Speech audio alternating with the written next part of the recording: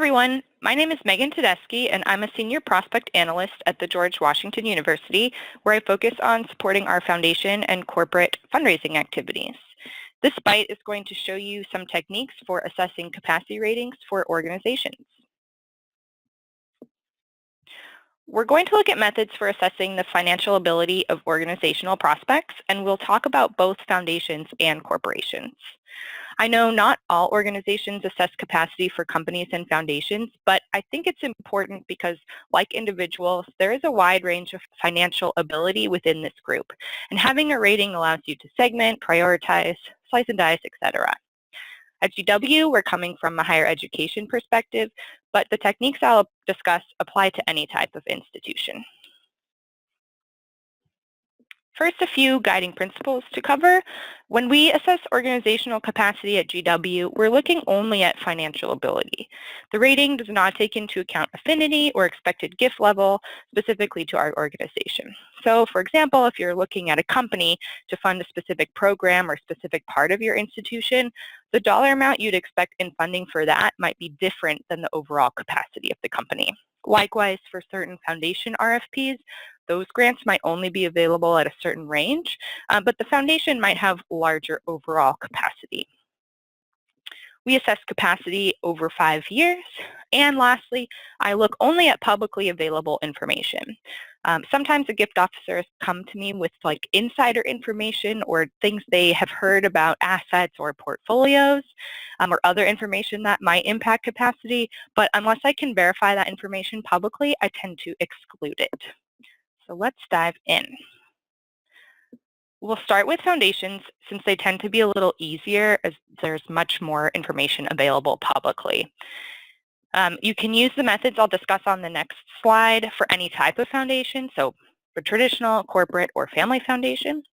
And the methods I will show you should be used in a hierarchical order, and I'll explain that a little bit more on the next slide. I also use these points either in order or together to confirm information. So here's an outline of the method we use at GW for rating foundations. As I mentioned on the last slide, we use these points in a hierarchy. So what that means is if I can find information on the first bullet, I'll stop there and assume that's my rating. Or if I can't find anything that fits in the first bullet, I'll move on to the second, etc. Likewise, if I find something in the first or second bullet that seems a bit odd, maybe it's old or maybe it feels like an outlier, I might use some of the remaining points to further confirm my rating. So to start, we look for any large charitable gift to an institution that is similar to yours. So at GW, we are looking for giving to higher education, but for you it might be arts or health or whatever type of institution you're working at. I know earlier I said we don't take into account affinity, but by considering the type of organization the foundation is supporting, I find it provides a more realistic estimate of the foundation's ability to support an institution like yours. Next, we look at consecutive giving. It can be hard to determine if a foundation will make a multi-year pledge, but some of them do. So if you're finding consecutive giving to the same organization, you can total the last 5 years to come up with your capacity rating.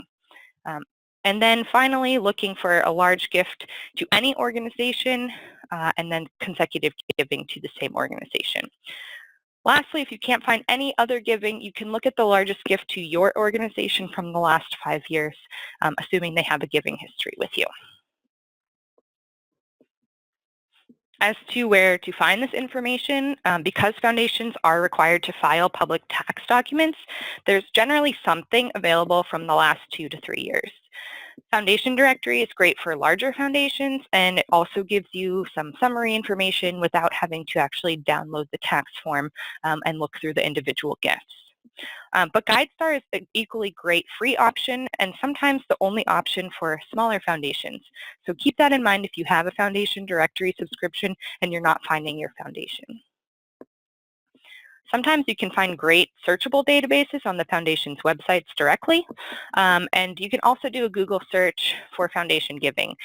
This typically works better for larger foundations making large grants. So for example, you could put Gates Foundation and grants in medicine in Google, and you'll find lots of results. So a few things to keep in mind for foundations. Using total assets as the basis for your capacity rating can skew your rating very high, particularly for large foundations. Although a foundation is required to give away a certain percentage of their assets every year, they can be pretty clever in getting around this exact number. And lastly, outliers in giving do exist. So for example, you might see a huge $50 million grant when a foundation's typical grants are only $100,000. So you might exclude that large grant when you're assessing your capacity. So exclude when necessary and trust your research or gut. Next, let's talk about rating companies. The method I will talk about applies to private and public companies. And similar to the foundations method we just talked about, it can be used in a hierarchical order. If the company is using a foundation as their sole giving vehicle, the foundation's rating should be used for the company.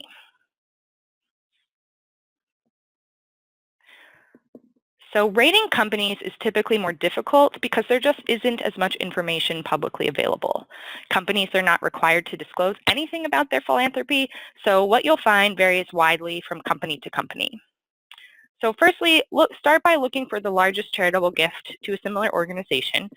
Ideally, this is within the last 5 years, but I suggest being a little more lenient with the timeline given the limited amount of information out there. Next, you can look at the largest gift to any organization, and you'll see that I don't typically look at consecutive giving because companies generally don't make multi-year pledges, and their giving can be very budget-driven and vary from year to year. If you're not finding any specific giving information, you can use a percentage of their estimated revenue. CASE suggests using 0.1%, and the Chief Executive's Purpose Giving Report uses 0.13%, which is based on the median giving amount from the companies that they look at in that report. Of course, the challenge with this method is estimating revenue, particularly for small, privately held companies. So if all else fails, you can always use the largest gift to your organization or the largest total of consecutive giving. For companies, most information is coming typically directly from the company itself. So looking on their website, look for a page that's called Giving, Philanthropy, Community, CSR, Corporate Social Responsibility. And many companies also compile an annual report of all of their CSR information, which can be a helpful summary of the types of gifts they're making. Google is also very helpful for companies. So for example, if you put Wells Fargo and donation into a Google News search, you'll see a lot of news about their recent grant-making activities.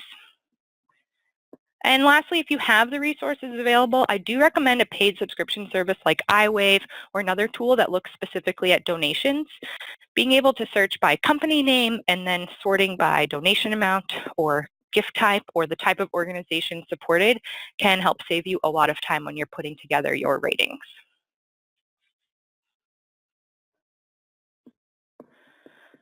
In addition to the challenges of finding information for companies, corporate philanthropy can fluctuate more often than foundations. So you do want to check the news to make sure that your company isn't experiencing financial hardship. Often philanthropy is the first to go when there's a budget crisis. Mergers and acquisitions can also impact capacity, both up and down. So you need to read the news and figure out how that change in corporate structure is affecting your company's bottom line. And lastly, philanthropy is typically one budget line or perhaps part of one budget line at a company. So looking at things like lobbying expenses do not indicate financial ability to make a philanthropic gift. So I hope these tips were helpful, and thanks for watching this bite.